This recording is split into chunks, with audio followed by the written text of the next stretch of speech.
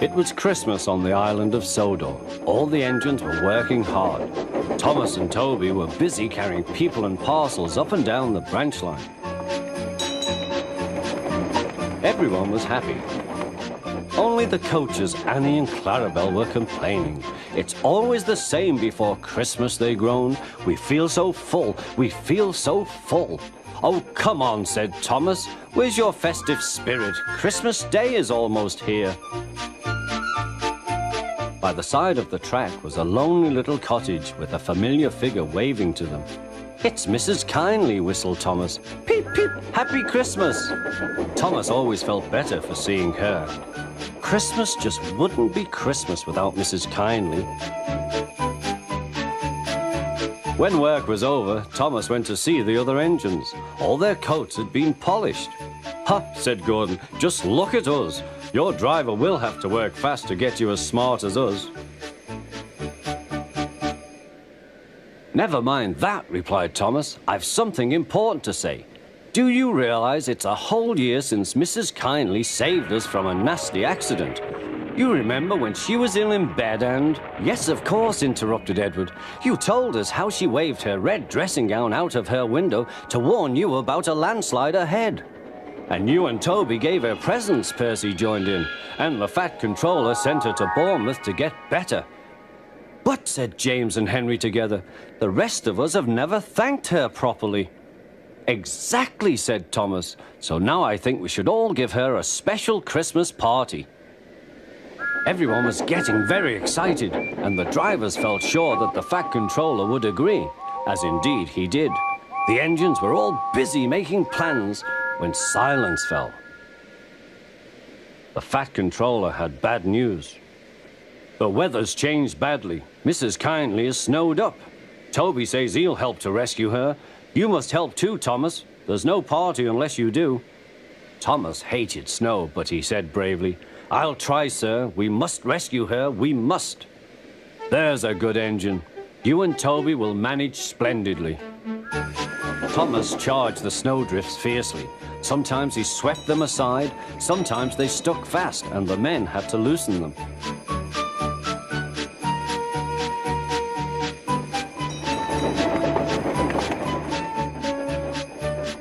But at the cutting near the cottage, they could go no further. Look at that, exclaimed Thomas's fireman. Peep, peep, peep, here we are, whistled Thomas. An answering wave came from an upstairs window. Then they heard a familiar sound. That's Terence, said Thomas. He's come to help too. Sure enough, Terence had a snowplow and was working hard to clear a path to the railway line in safety.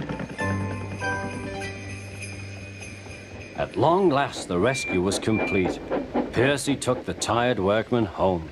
Terence said goodbye to Mrs. Kindly and promised to take care of her cottage as he watched them all set off. The engines made good time. No more snow had fallen, but the yard was dark. Thomas's heart sank. Suddenly, all the lights went on. What a marvelous sight awaited Mrs. Kindly. Well done, said the Fat Controller. I'm really proud of you all. Mrs. Kindly especially thanked the smaller engines. Thomas and Toby are all friends, she said. And now, Percy, you are my friend too. Percy was very pleased. 3 cheers for Mrs. Kindly, he called. Peep, peep, peep. They all whistled. We wish you a Merry Christmas. We wish you a Merry Christmas. We wish you a Merry Christmas and a Happy New Year. Thomas the Tank Engine and his friends thought it was the best Christmas ever, and Mrs. Kindly could think of nowhere she would rather live than here with them on the island of Sodor.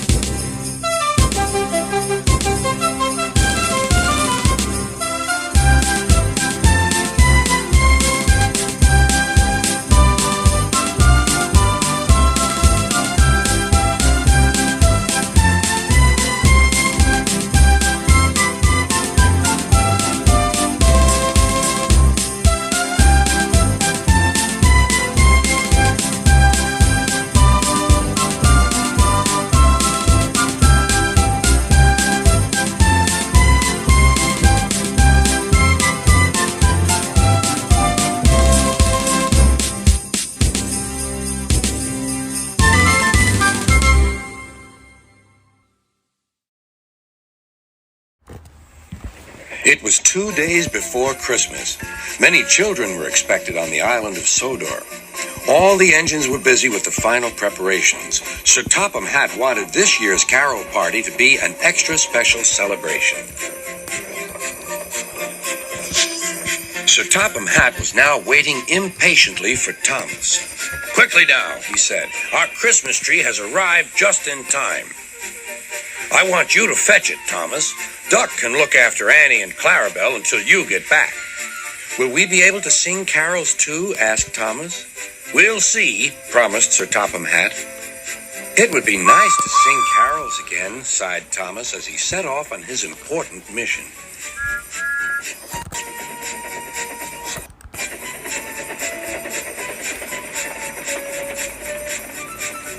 Thomas collected the tree safely, but large snowdrifts lay ahead. "I mustn't be late," he thought. "Sir Topham Hatt is relying on me." Whistling bravely, Thomas tried to move, but he couldn't. There was worse to come. Thomas was snowed under. Meanwhile, the other engines waited and waited. They were grumbling about Thomas for being late. "Silence," said Sir Topham Hatt. "Thomas left the work safely, but snow has brought the telephone lines down. We must assume he is stranded." The engines now felt sorry for Thomas, and cold but confident, the twins set off to the rescue.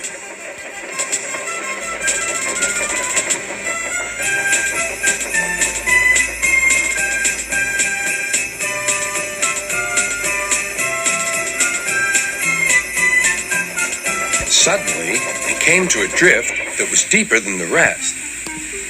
"Help!" "Hush," said Donald. "I can hear something." "Probably the wind," said Douglas. "Help!" "No, listen," insisted Donald. "Over here." "Oh, it's Thomas. Come on, the poor wee engine must be frozen to the frames in there." When the workmen arrived, it took some time to decide how to dig away the heavy drifts of snow. Thomas's driver and fireman, who had taken shelter at a nearby cottage, joined the rescue. At last, Thomas and the precious Christmas tree were freed from the snowdrift.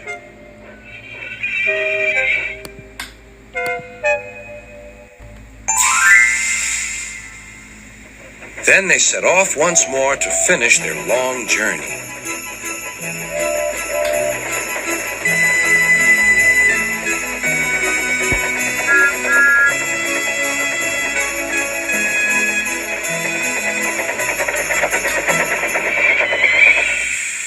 Sir Topham Hatt greeted them warmly. "As a reward for all your hard work, you may go and enjoy the carols. Be quick now." At the big station, all was soon ready. 1, 2, 3! Suddenly, like magic, the station was flooded with lights. "Ladies and gentlemen and children, I give you 3 cheers for Thomas the Tank Engine and all his friends who have made this occasion possible." Then there was a familiar whirring sound. Percy and Toby smiled. They knew who it was. With landing lights shining brightly, Harold the helicopter touched down gently in the snow. Bringing the greatest surprise of all, Santa Claus. Everyone cheered and the party began. "It's no fun getting stuck in the snow," whispered Thomas to Percy, "but it was worth it for this party. Happy holiday, Percy. Happy holiday, everyone."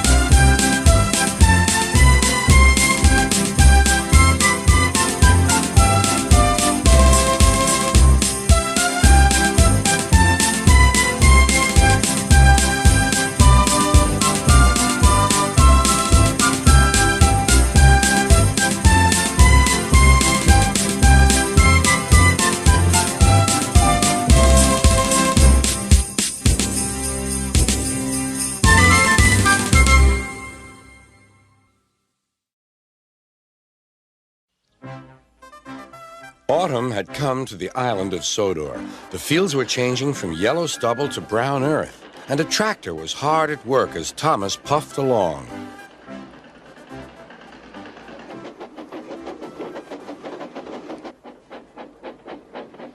Later, Thomas saw the tractor close by.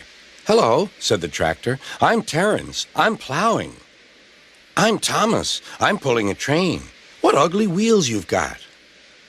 "They're not ugly. They're caterpillars," said Terence. "I can go anywhere. I don't need rails." "I don't want to go anywhere," said Thomas. "I like my rails, thank you." Winter came with dark clouds full of snow. "I don't like it," said Thomas's driver. "A heavy fall is coming. I hope it doesn't stop us." "Phew," said Thomas. "Soft stuff, nothing to it." And he puffed on, feeling cold but confident. They finished their journey safely, but by now the country was covered. "You'll need your snowplow for the next journey, Thomas," said his driver. "Phew! Snow is silly, soft stuff. It won't stop me." The snowplow was heavy and uncomfortable and made Thomas cross. He shook it and he banged it, and when they got back, it was so damaged that the driver had to take it off. "You're a very naughty engine," he said to Thomas. Next morning, Thomas's driver and fireman came early and worked hard to mend the snowplow, but they couldn't make it fit. Thomas was pleased. "I shan't have to wear it. I shan't have to wear it," he puffed to Annie and Clarabelle. But they were rather worried. "I hope it's all right. I hope it's all right," they whispered to each other. The driver was worried, too. "It's not bad here," he said to the fireman, "but it's sure to be deep in the valley." "Silly, soft stuff," puffed Thomas. "I didn't need that stupid old thing yesterday, and I shan't today. Snow can't stop me." He rushed into a tunnel thinking how clever he was, but there was trouble ahead. "Cinders and ashes," said Thomas. "I'm stuck." And he was. "Back, Thomas, back," said his driver. Thomas tried, but his wheels spun and he couldn't move. The conductor went back for help, while everyone else tried to dig the snow away. But as fast as they dug, more snow slipped down until Thomas was nearly buried.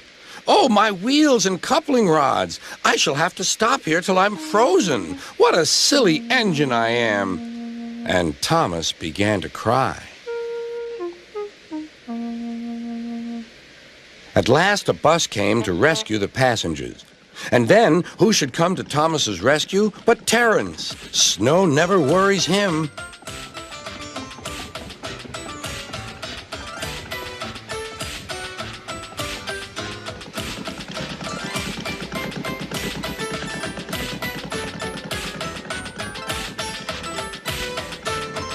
He pulled the empty coaches away, then came back for Thomas.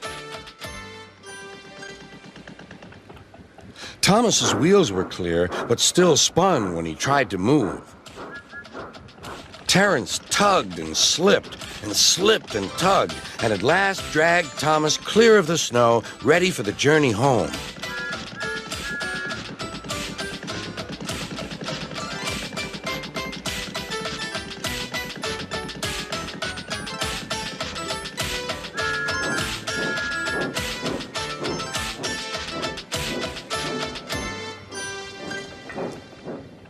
"Oh, thank you, Terence. Your caterpillars are splendid," said Thomas.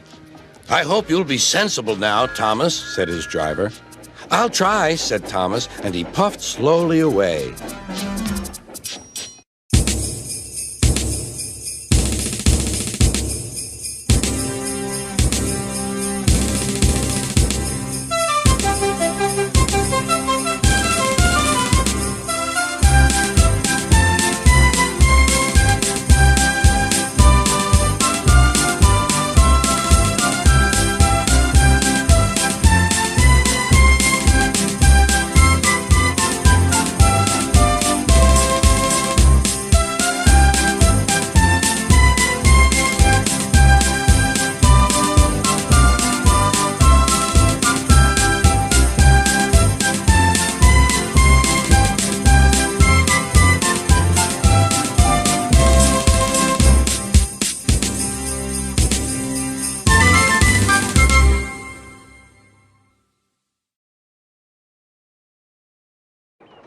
If someday you should see Thomas the tank engine puffing happily along the line, he may be on his way to a village nestled deep in the heart of the island of Sodor. One morning, Thomas whistled to all his friends. "It's nearly Christmas, and I'll bring you lots of letters and parcels." But then an early snowstorm came.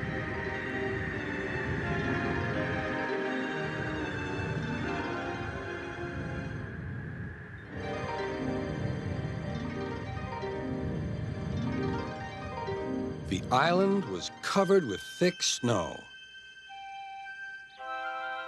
The engines found work difficult.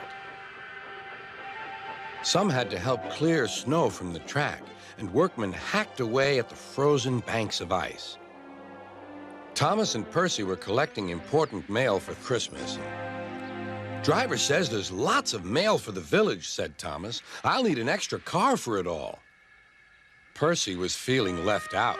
"It's not fair. You're not leaving any mail for me." But Percy's chance had come. "There's been a change of plan," said Thomas's driver. "Sir Topham Hatt needs us at the big station.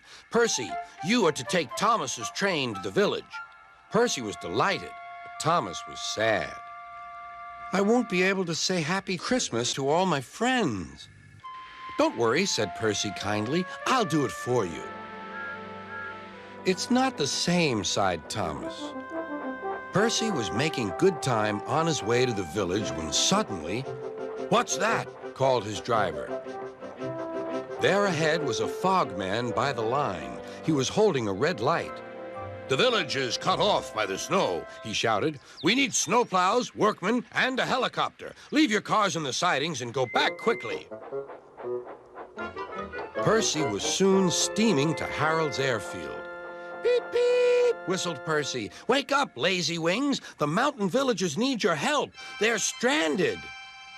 "Whiz-o," replied Harold. "I like an emergency to keep me warm." And he buzzed away. "Now," sighed Percy, "what's next?" Suddenly, there was Thomas with Terence the tractor and a works train. "Come on, Percy," whistled Thomas. "Follow me." The two engines battled their way through the snow. At last, they reached the village. Harold was already there, busily dropping food for Christmas dinner to the people below. Terence quickly got to work. "Lovely stuff," he said as he pushed the snow aside. "Well done, Percy! Well done, Thomas!" cheered the villagers. "Percy, I'm sorry I was rude," said Thomas. "You were splendid in the snow." "Cheer up," he puffed. "Christmas Day is almost here." "Hurrah!" squeaked Percy. "That means Santa Claus." "Percy, I've just remembered. Your mail train is still back at the siding, isn't it?" Percy hurried back to fetch it. Just then, Toby arrived with Henrietta. "We've brought lots of hot drinks and food for the villagers," he whistled.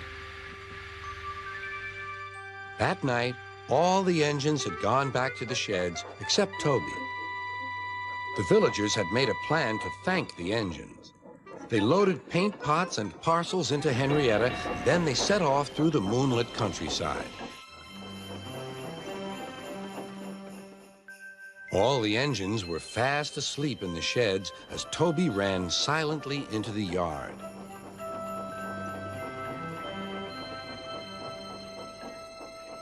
He had no idea what the villagers were going to do, but he knew it was going to be a big surprise. When the engines woke the next morning, they could not believe their eyes. The sheds had been repainted and decorated. The engines whistled in delight, and everyone agreed that it was a really happy Christmas.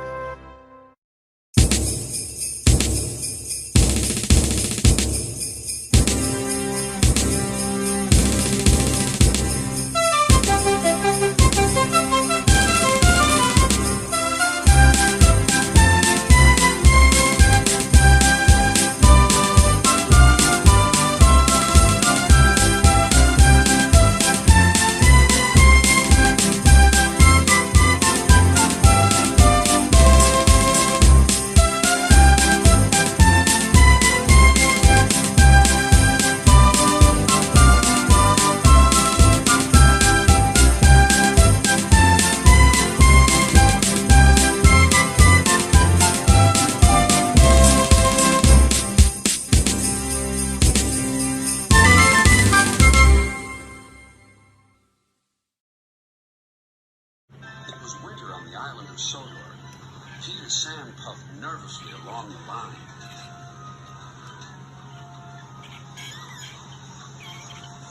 His funnel had never been the same since his accident with some car. The biting wind was trying to blow it away.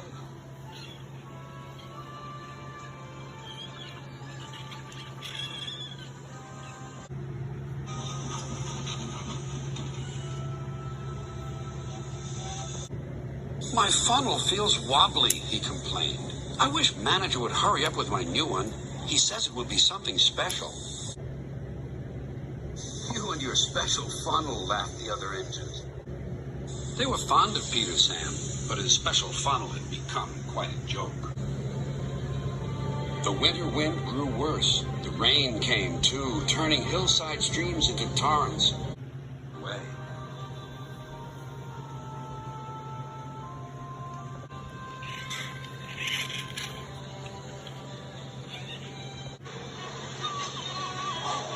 Rusty, the little diesel, worked hard carrying workmen up and down the line.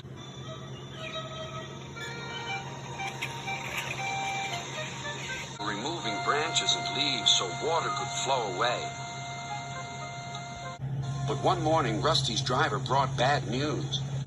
There's been a washout. There's been a washout near the tunnel. The track bed has been swept away. We must repair the damage immediately.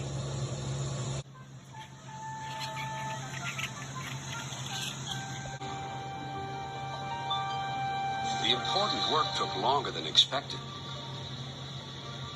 As days went by, the weather changed. It became frosty and much colder.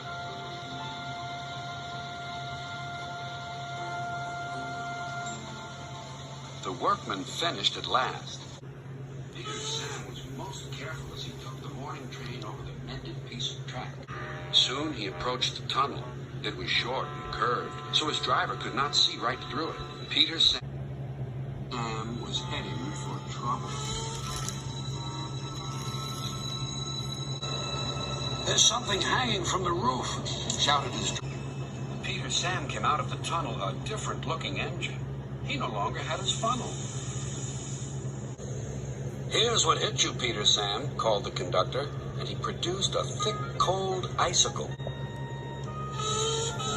They set off again, but without his funnel, the journey was very difficult.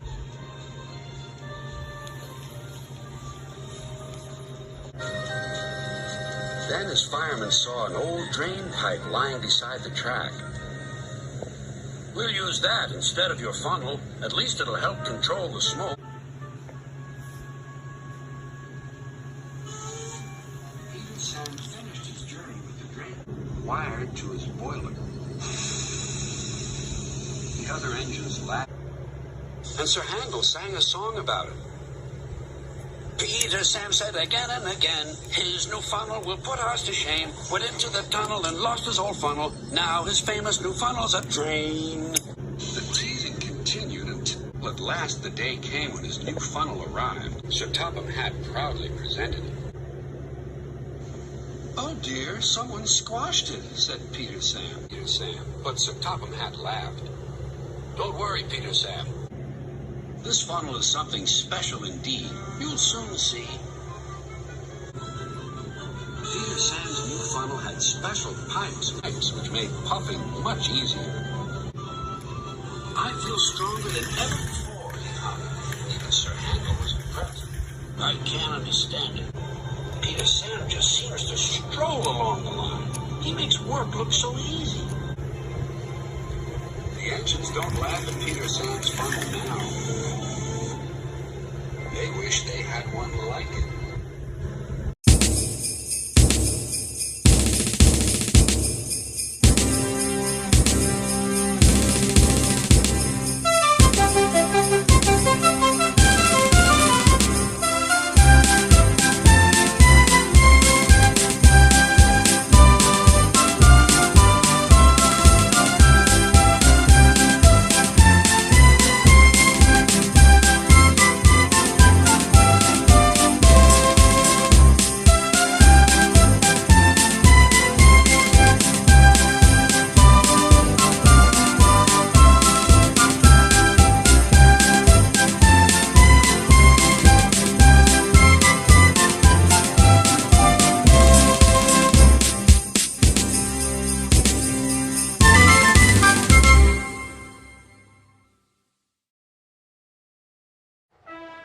It's winter holiday time on the island of Sodor. It's very cold, but the engines don't mind. They love this time of year when the stations look jolly in their decorations. There was plenty of work with passengers and parcels to be delivered, no matter what the weather.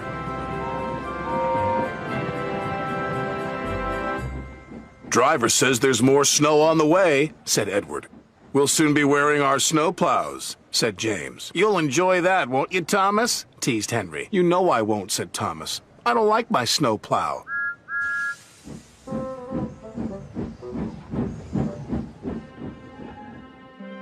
Sure enough, that night the wind blew and the snow fell heavily. The next morning, Sir Topham Hatt arrived. He told the engines they were to have snow plows fitted. "And you are to collect a special from Callan Station. It's needed for the village feast on Toby's branch line." Thomas was excited about his special, but not about his snow plow. "Please, sir, my plow is awkward and uncomfortable. Do I have to wear it?" "Everyone has to wear a snow plow," said Sir Topham Hatt. The fitters, his driver, and firemen all helped with Thomas's snowplow. "We'll have to try that again," laughed his driver. "Big, horrid, awkward thing," Thomas grumbled.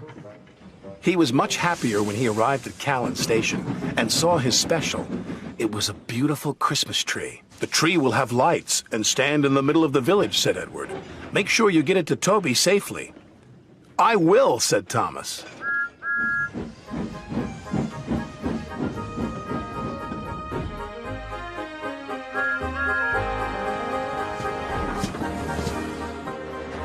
Thomas arrived at Maithwaite, and Toby was very happy to see him. "The villagers will be delighted with this tree," Toby said. "I'm glad you have your snowplow. I can't clear the snowdrifts by myself."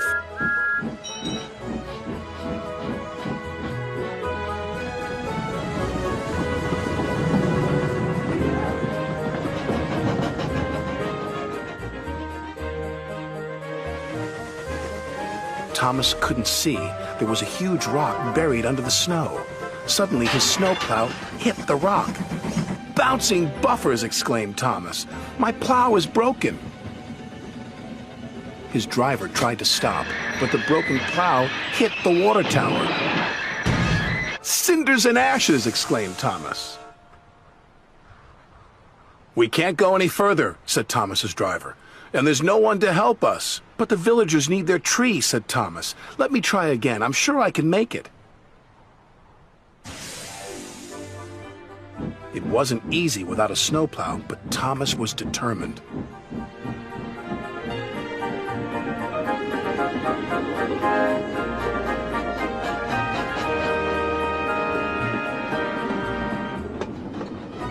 He pushed, and he pushed, and he pushed. Thomas was trying as hard as he could, but there was just one snowdrift after another.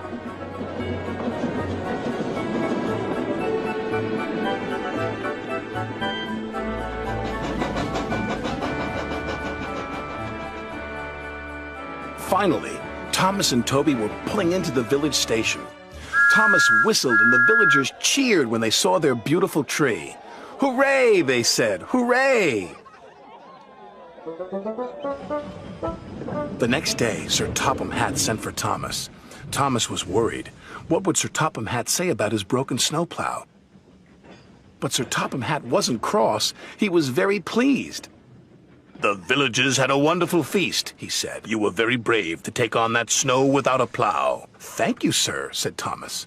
"As you know," continued Sir Topham Hatt, "there are no spare snowplows, so you'll just have to do without yours for a while." "Oh, thank you, sir," grinned Thomas.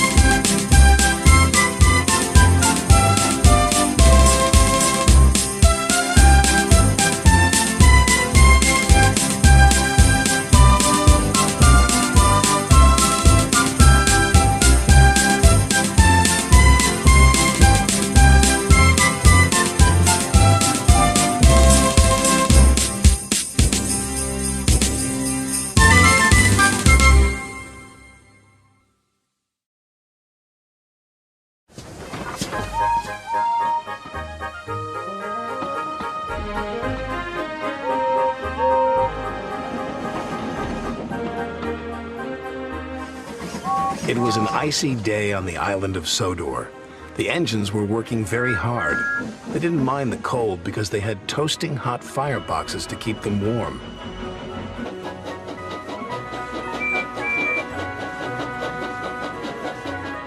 That evening, Sir Topham Hatt came to the sheds.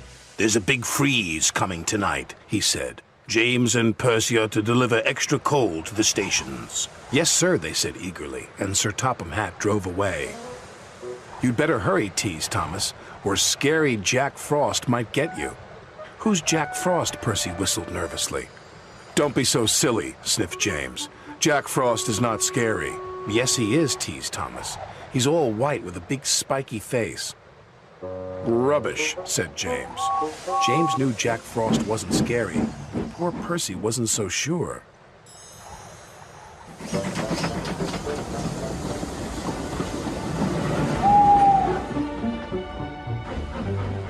Percy shivered. "Jack Frost is not scary. Jack Frost is not scary. Jack Frost is not scary."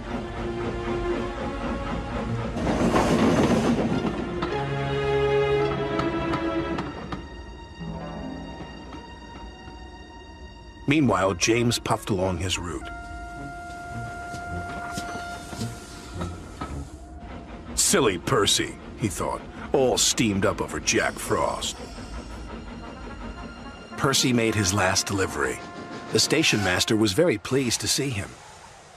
"Oh, Percy," he cried, "we need twice as much coal to last through this freeze." "Don't worry," Percy said. "This is my last stop. You can have mine." So Percy's driver parked him in a siding with only a lantern for company. "Do you think scary Jack Frost will find me?" said Percy. "Jack Frost's not scary," chuckled his driver.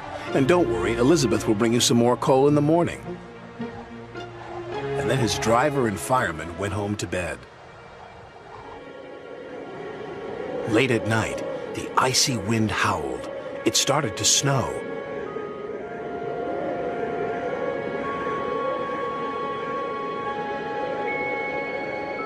Soon Percy's face was so cold, an icicle hung from his nose. "Oh, bother," Percy stuttered, but it didn't sound like Percy. It was so cold, he could hardly make a sound.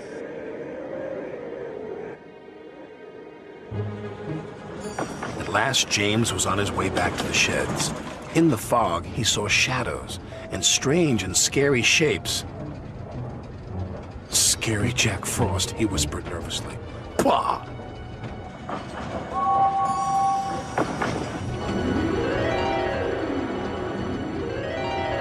"Hello, James?" muttered Percy icily. "Scary Jack Frost," cried James, and he raced away as fast as his wheels could carry him. He didn't stop until he got back to the sheds. The next morning, Elizabeth brought plenty of coal. "Oh, my dear," Elizabeth chuffed to Percy, "it looks like Jack Frost really got you." The firelighter started Percy's fire. Soon his ice mask melted away.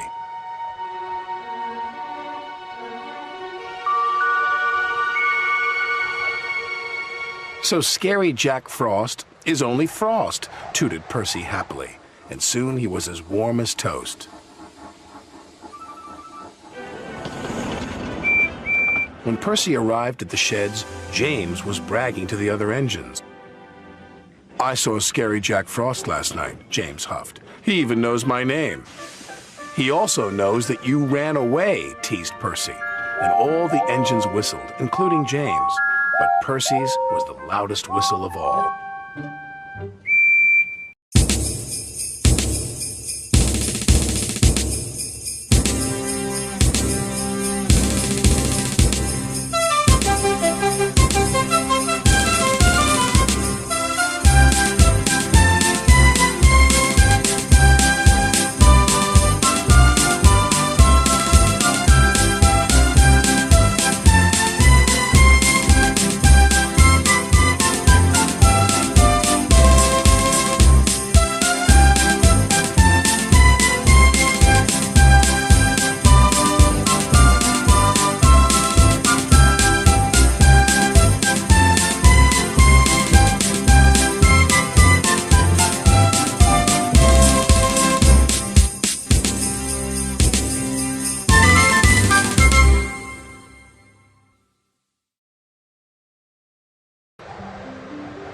Winter on the island of Sodor can be windy and cold. When the cold wind blows, the engines can't wait to get back to the snug warmth of Tidmouth sheds. Bitter cold, bitter cold, bitter cold, chuffed Toby. Still, I'll soon be back in my nice dry shed. But suddenly, Toby's driver applied the brakes. He could see a farmer standing knee-deep in snow. He was waving a red flag. My phone lines are down. All the roads are blocked. And my sheep have just started lambing, the farmer said. They're trapped on the hillsides, cut off by the snow. What can we do to help? Toby chuffed. I need a vet as quickly as possible. We'll stop at the next signal box, said Toby's driver. I'll phone the vet from there.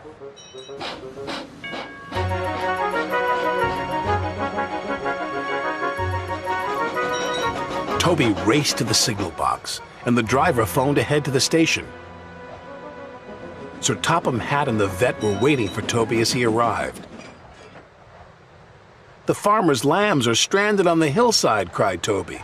We've got to rescue them. So we shall, said Sir Topham Hatt. I'll send Duck right away. This is a job for an engine with a snowplow. Toby knew Duck was the right engine for the job. He was very powerful. Hurry, Toby called anxiously as Duck chuffed out of the station.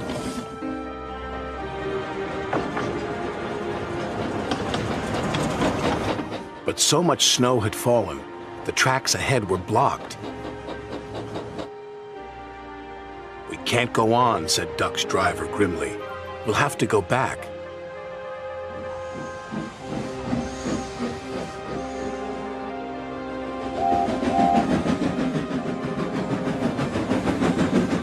Toby was surprised to see Duck return to the station.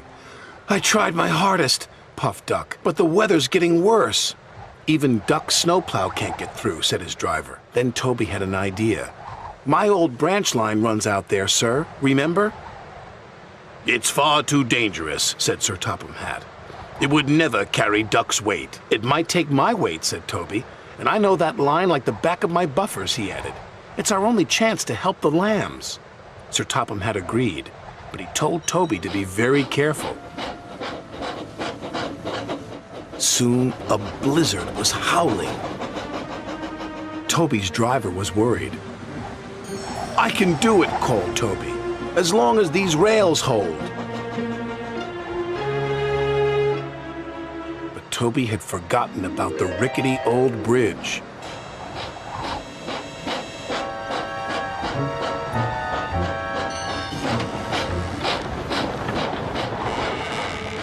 Help! My wheels are wobbling, he cried. His driver fought for control as Toby struggled on. I've got to reach the other side of this bridge, gasped Toby. Those lambs need me. The farmer was waiting. It was very cold.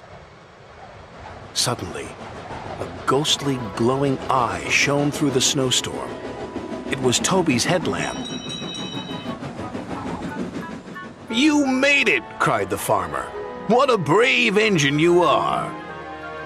The vet and the farmer went to find the lambs. But they soon returned. The lambs are safe and sound, Toby, said the vet. But we need a place now to keep the little ones warm. Toby smiled. I think you'll find Henrietta has plenty of room. Toby stayed for several days, just to make sure the lambs were all right. The farmer was very grateful.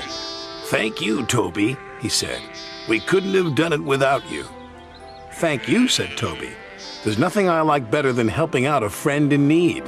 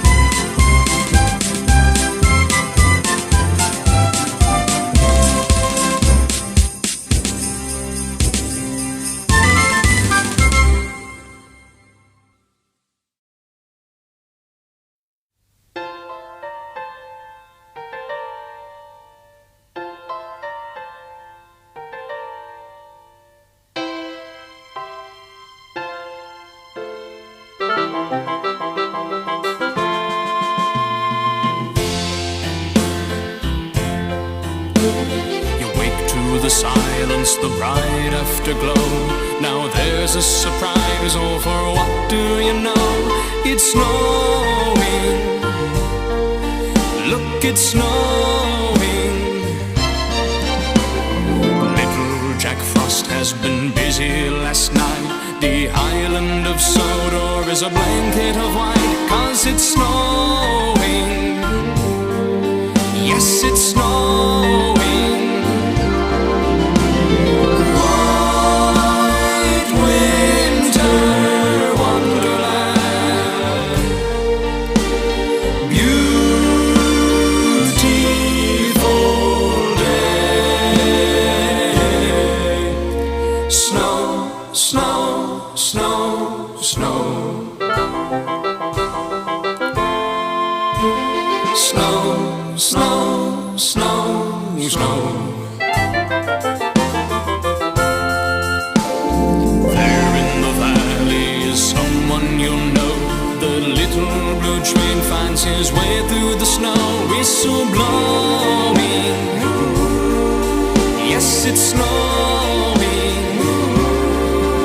It's a beautiful world, it's a lovely day. Cherish this moment, remember this day, 'cause it's snowing. Yes, it's snowing. White winter wonderland, beautiful day. Snow, snow, snow, snow.